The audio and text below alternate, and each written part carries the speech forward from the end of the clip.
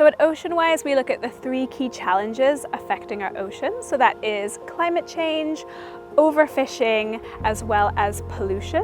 And those three things all contribute to biodiversity and its loss, and they're all so heavily intertwined. So for example, pollution might impact the amount of kelp we have, which then impacts the amount of carbon that's being sequestered by our oceans, which then impacts climate health, the warming of our waters. We might see species moving into jurisdictions that they haven't been in before.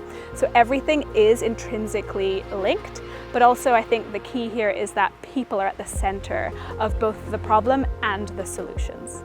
The major source of pollution on this coast at the moment are the salmon farms, and they have been depositing drugs, chemicals, and disease agents, as well as parasites, into fish-bearing waters for about 30 years now. And in those same 30 years, the salmon species that were commercially important on this coast and have been closely tracked in terms of population numbers have declined extremely steeply and extremely quickly. But there are also sublethal effects of pollution that can simply sicken and weaken a population and then spread that sickness and weakness throughout relatives in the food web, if you will.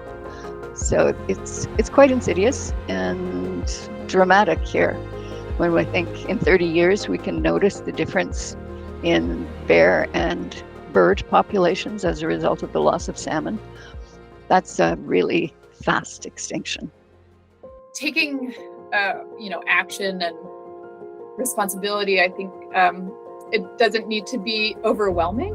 I mentioned we're at the kind of what we say the start of a sixth mass extinction event, but it's the first of its kind in that humans are the driving force, which means that the steering wheel is in our hands. We have the unique opportunity really to take action to mitigate our impact and stem a global crisis.